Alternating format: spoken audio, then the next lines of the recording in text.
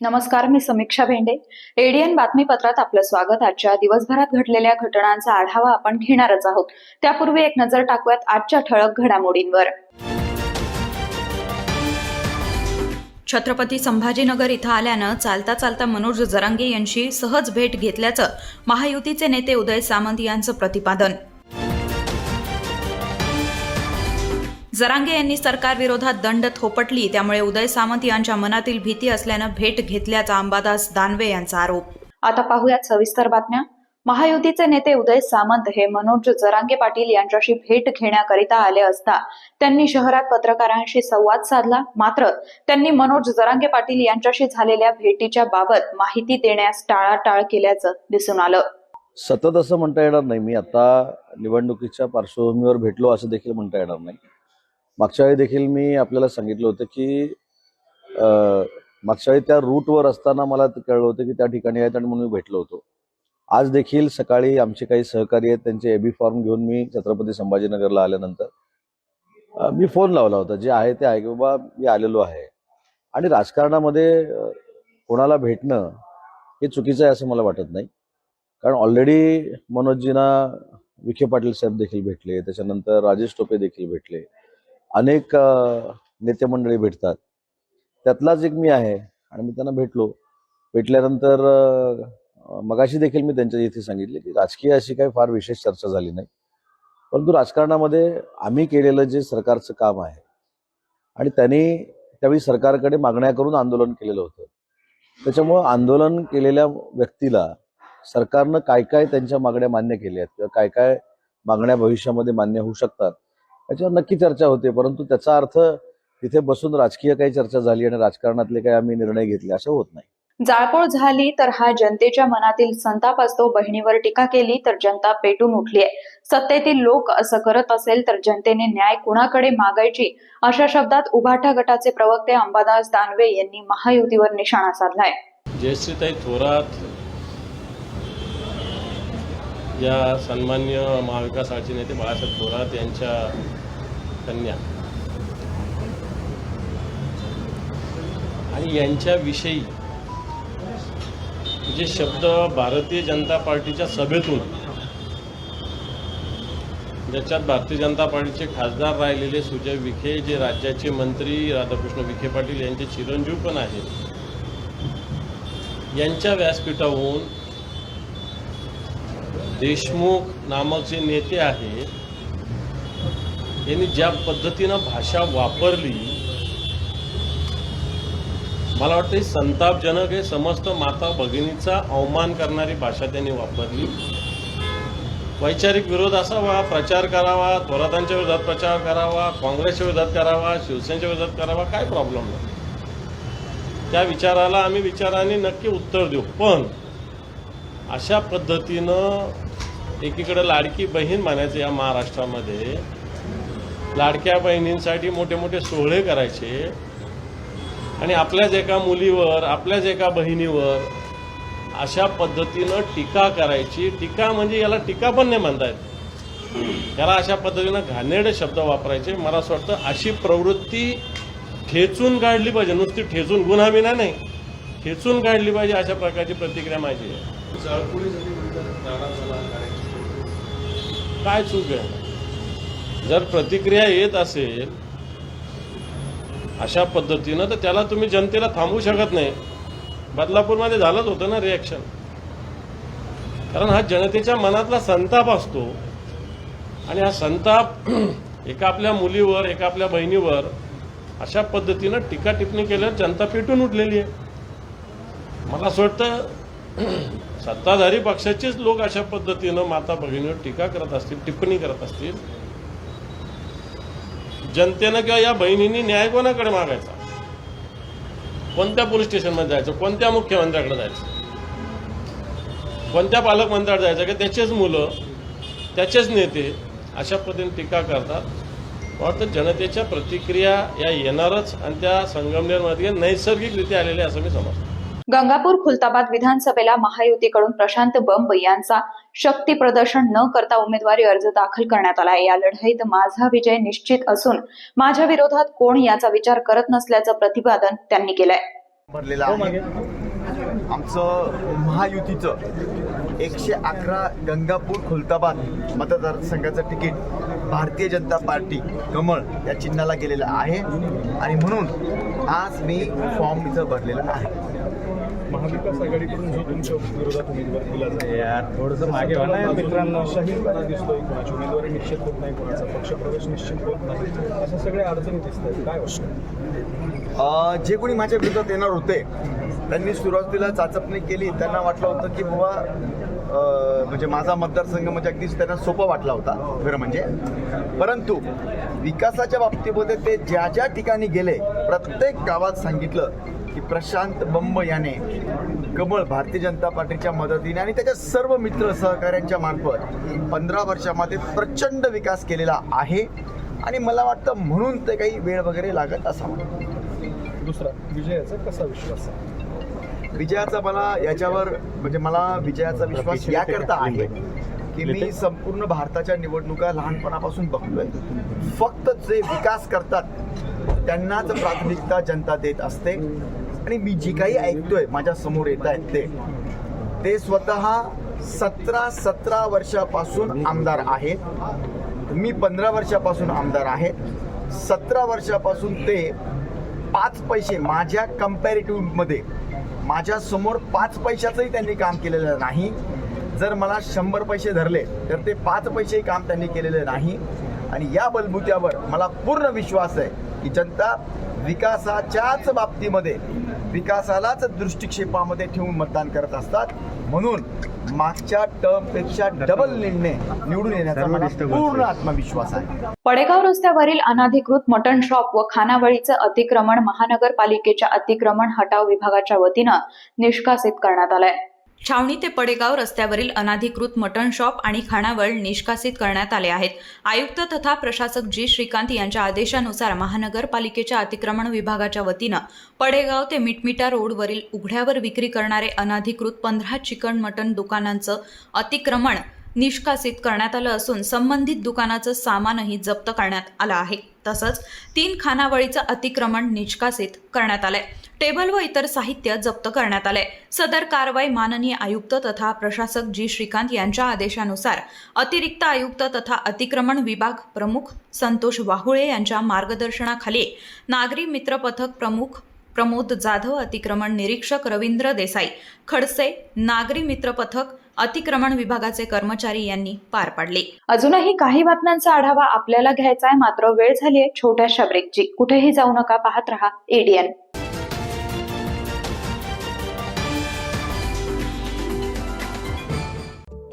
चष्मा नको? चष्मा घालवा कायमचा. कॉन्टुरा व्हिजन जगातील प्रगत तंत्रज्ञानाद्वारे नेत्रतज्ञ डॉक्टर प्रकाश कांकरिया, साई सूर्य नेत्र सेवा, अहमदनगर यांचे चष्मा व दृष्टी दोष घालवण्यासाठी लेझर नेत्र शस्त्रक्रिया शिबिर छत्रपती संभाजीनगरमध्ये रविवार दिनांक 27 ऑक्टोबर 2024 रोजी सकाळी 10 ते 12 हॉटेल रविराज बाबा पेट्रोल पंप चौक छत्रपती संभाजीनगर. मोतीबिंदू, काचबिंदू, नेत्ररोपण, तिरळेपणावर उपचार उपलब्ध. सवलतीच्या दरात लेझर नेत्र शस्त्रक्रिया. नोंदणीसाठी संपर्क 9112821233 9112288611.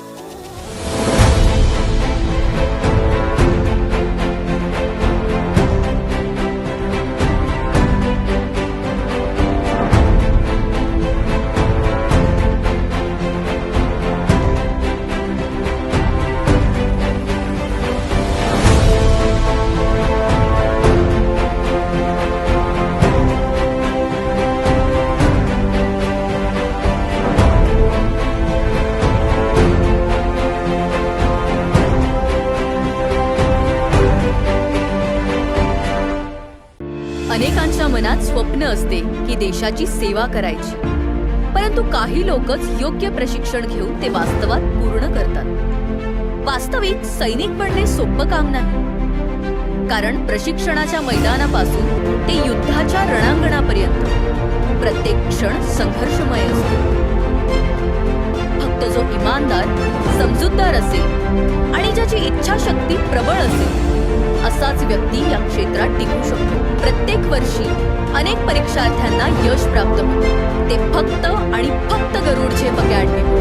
पंख आम्ही देतो, उंच भरारी तुम्ही घ्या.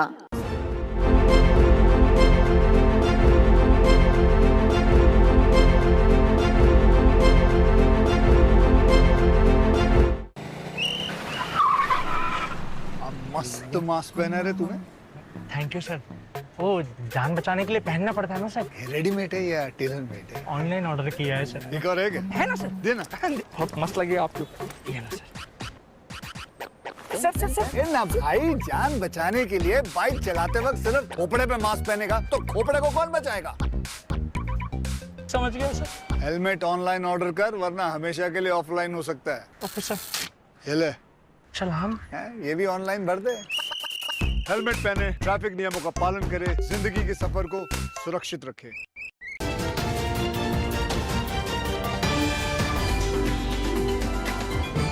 ब्रेक नंतर आपलं स्वागत.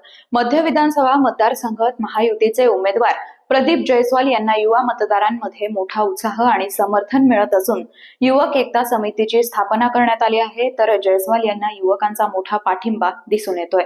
मध्य विधानसभा मतदारसंघ महायुतीचे उमेदवार प्रदीप जयस्वाल यांना युवा मतदारांमध्ये मोठा उत्साह आणि समर्थन मिळताना दिसत आहे. मध्य विधानसभा मतदारसंघातील युवकांनी युवक एकता समितीची स्थापना करून आगामी निवडणुकीसाठी जयस्वाल यांना सक्रियपणे पाठिंबा देण्याचं ठरवलंय. या समितीची स्थापना करण्यासाठी आयोजित केलेल्या बैठकीत 350 ते 400 युवकांनी उपस्थिती दर्शवली होती. बैठकीत प्रदीप जयस्वाल यांनी युवकांना मार्गदर्शन करताना त्यांच्या समस्यांवर विचार करून त्यांच्या अपेक्षा पूर्ण करण्याची प्रतिज्ञा केली आहे. त्यांनी सांगितलं की युवक देशाच्या भविष्याची मूळ आहेत. त्यांच्या अपेक्षा आणि आकांक्षा पूर्ण करण्यासाठी मी सदैव तत्पर आहे. या बैठकीदरम्यान युवकांनी आगामी निवडणुकीत सक्रिय सहभाग नोंदवण्याचं आश्वासन दिलं. त्यांनी कामं करून मतदानाची तयारी करून जयस्वाल यांना निवडून आणण्यासाठी एकजुटीनं प्रयत्न करण्याचा ठराव केलाय. यामध्ये युवकांच्या समस्या, रोजगाराच्या संधी आणि शैक्षणिक विकास यावर चर्चा झाली आहे. युवकांनी मोठ्या संख्येनं पाठिंबा दिल्यानं जयस्वाल यांनी उपस्थित युवकांचे आभार मानले आणि आश्वासन दिलंय की आपल्या एकतेच्या बळावर आपण नक्कीच यश मिळवू. या बैठकीचं आयोजन सागर करडक यांनी केलं होतं. आपण खूप मोठ्या ताकदीनं या ठिकाणी माननीय जयस्वाल साहेबांच्या पाठीशी उभे आहेत. यात तीन मात्रही शंका नाही.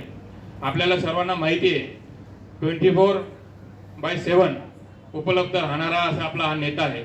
आपले छोटे मोठे काम जरी असले तरी आपण डायरेक्ट जयस्वाल साहेबांना फोन करतो. याचा अनुभव मला वाटलं इथे बसलेल्या सर्वांना आलाच असेल. बरोबर आहे की नाही?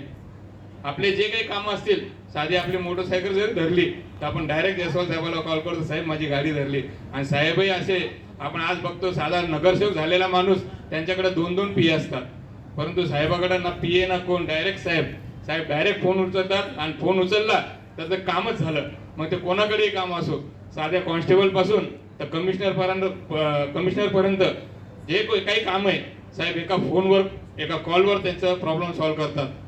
मी सर्वांना या ठिकाणी एकच विनंती करतो, येणाऱ्या 20 तारखेला आपण पहिले स्वतःचं मतदान करून घ्या. नंतर आपल्या आजूबाजूच्या गल्लीमध्ये घरोघरी जाऊन मतदान काढायचं काम हे सर्वात जास्त जिम्मेदारी जी आहे ती युवकावर आहे, तुमच्यावर आहे. आणि तुम्ही काम केले तर साहेब तर निवडून येणारच आहे, त्यात तीन मात्र शंका नाही. परंतु रेकॉर्ड ब्रेक मताधिक्याने साहेब निवडून येणार आहे. या सर्वाची जिम्मेदारी ही ती तुमच्यावर आहे. चांगल्या पद्धतीने जे काम असतील, मग सर्व समाजाचे असतील, सर्व समाजाचे आपण या ठिकाणी काम केलेलं आहे. एकही समाज आपल्याला नाव ठेवू शकत नाही. आता आमच्या इथं विभाग करून बसले त्यांना माहिती आहे, शांती याच्याबरोबर कोणी जात नव्हतं. शांतीपुरामध्ये कोणी जात नव्हतं. आज आपण सांगा किती कोटीचे कामं झाले. कारण शेवटी प्रत्येक ठिकाणी सर्व समाजाच्या ठिकाणी या ठिकाणी काम करायचं काम मी या ठिकाणी केलं आहे. कारण की शेवटी हे काम मला आदरणीय मुख्यमंत्री या सर्वांनी या ठिकाणी दिलं. म्हणून मला आपला या ठिकाणी आपल्याला सर्वांना विनंती करायची आहे की आपण 29 तारखेला राष्ट्रीय काँग्रेसचे अध्यक्ष कयमजी या ठिकाणी ते पण आलेले आहे. त्यांचे सर्व सहकार्यांचा मी मनापासून धन्यवाद करतो. या ठिकाणी एवढंच विनंती करतो, कारण की शेवटी आपण फार वेळापासून बसला, पण तिथे पण अनेक कार्यक्रम असल्यामुळं यायला उशीर झाला. पण या ठिकाणी मी आवर्जून सांगतो, आपण या ठिकाणी काम करत असताना सर्वांना विनंती आहे की 20 तारखेला आपण सर्वांनी धनुष्यबाणावर या ठिकाणी मतदान करावं अशी आपल्याला विनंती करतो. आपल्या सर्वांना 29 तारखेला आपली रॅली आहे. 29 तारखेला रॅलीसाठी सर्वांनी उपस्थित राहावं अशी नम्रतेची आपल्याला विनंती करतो. मला खात्री आहे की आपण या ठिकाणी काम करत असताना सर्व समाजाचे लोक माझ्या बाजूने आहे, कारण शेवटी अनेक लोक वेगवेगळ्या प्रकार करत असतात. पण या शहरामध्ये आपल्या माध्यमातून चांगलं काम या ठिकाणी करण्याचा मी प्रयत्न केला. मनपा शाळेच्या विद्यार्थ्यांनी वृद्ध व अनाथ बालकांसोबत दिवाळी फराळाचा आनंद लुटला.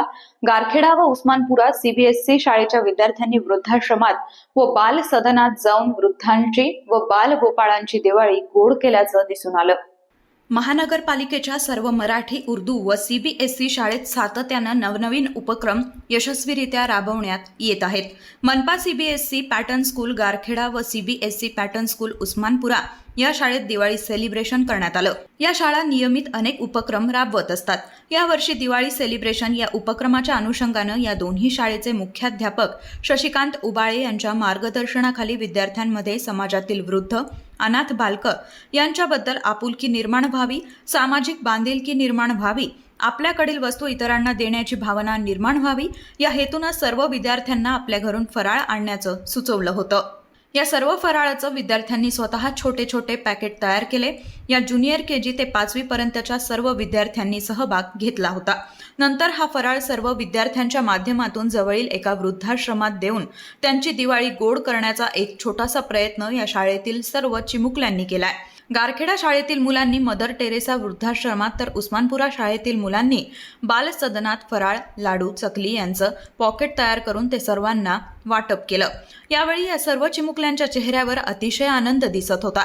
या उपक्रमासाठी गारखेडा शाळेतील अस्मिता अंभोरे, ज्योती काथार, शेख एजाज, श्रुतिका पालवे, पूनम काटेकर, सुगरा जाफरी, मसिरा शेख, अश्विनी घोडके, हर्षा सोनार, चारुशिला साळवे, तर उस्मानपुरा शाळेतील शुभांगी कदम, वैशाली हरदे, पूजा कुमार, नीलम प्रेमल्लू, ऋतुजा पगारे, अश्विनी लोहार, अपर्णा ठाकूर, जुवेरिया शेख, विद्युलता गोरे या सर्व शिक्षकांनी तसंच पालकांनी मोठ्या प्रमाणात मदत केली. या उपक्रमासाठी आयुक्त तथा प्रशासक जी श्रीकांत यांनी शिक्षकांचं व सर्व विद्यार्थ्यांचं विशेष कौतुक केलंय. तसंच माननीय उपायुक्त तथा शिक्षण विभाग प्रमुख अंकुश पांढरे, शिक्षणाधिकारी भारत तीनगोटे, केंद्रीय मुख्याध्यापक संजीव सोनार यांनी शुभेच्छा दिल्या. रोटरी डिस्ट्रिक्ट आयोजित भव्य रोटरी महा एक्स्पो 2024 5वी आवृत्तीचं आयोजन 20 डिसेंबर ते 23 डिसेंबर 2024 दरम्यान सेंट फ्रान्सिस हायस्कूल इथं आयोजित करण्यात येत असून यात 250च्या वर स्टॉल समाविष्ट करण्यात आले आहेत, अशी माहिती पत्रकार परिषदेत देण्यात आली आहे. नमस्कार, मी रोटरी सतीश लोणीकर, निमंत्रक रोटरी महा एक्स्पो 2024. रोटरी परिवारातर्फे रोटरी महा एक्स्पो हे 4 दिवसाचं प्रदर्शन Saint Francis ground Jalna road येथे 20, 21, 22, 23 डिसेंबर 2024 आपण रोटरी आयोजित करत आहे. ह्यामध्ये 250च्या वर स्टॉल आहेत. ह्यामध्ये वेगवेगळ्या क्षेत्रातील 250 स्टॉलमध्ये वेगवेगळे जे ऑटोमोबाईल आहे, त्यानंतर building construction, interior designer, solar energy, electrical vehicles, consumer electronics, त्यानंतर असे वेगवेगळ्या प्रकारचे एक्झिबिटर्स आपल्या आपल्या प्रोडक्टचं इथं एक्झिबिट करणार आहेत. ह्यामध्ये साधारणतः 40,000 व्हिजिटर्स इथं एक्झिबिशनला भेट देण्यासाठी मराठवाड्यातनं इथं एक्झिबिटर्स येणार आहेत. संपूर्ण स्टॉल जे आहेत ते पूर्ण मराठवाड्यातनं आणि नगर जिल्ह्यातून स्टॉल आपल्याला इथं अपेक्षित आहेत. ऑलरेडी स्टॉलचं बुकिंग चांगल्या ह्याच्यात सुरू झालेलं आहे आणि आपण आज पत्रकार परिषद घेऊन आपल्या मीडियाला किंवा आपल्या सगळ्या मीडिया बंधूंना याची आज आपण इथं माहिती देत आहोत. रोटरीची ओळख ही सामाजिक कामासाठीच आहे. रोटरी 7 फोकस एरियामध्ये काम करत असतं.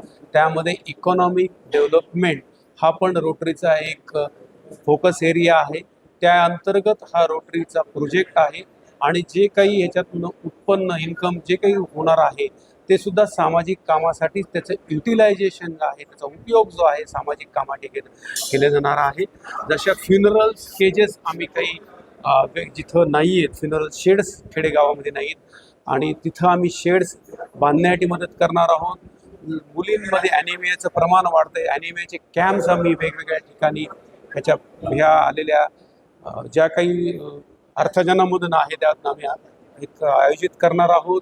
त्यानंतर कॅन्सर कॅन्सरचं स्क्रीनिंग जे आहे, कॅन्सर ट्रीटमेंटसाठी सुद्धा आम्ही रोटरीच्या ह्या प्रोजेक्टमधनं काही पैसे उरले तर आम्ही मदत करणार आहोत.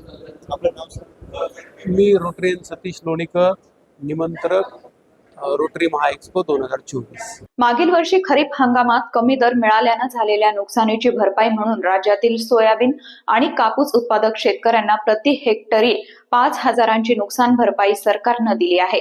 राज्यातील 65 लाख शेतकऱ्यांना याचा फायदा झाला आहे. त्यामुळं सरकारच्या या निर्णयामुळे यंदा शेतकऱ्यांची दिवाळी आनंदात जाणार आहे.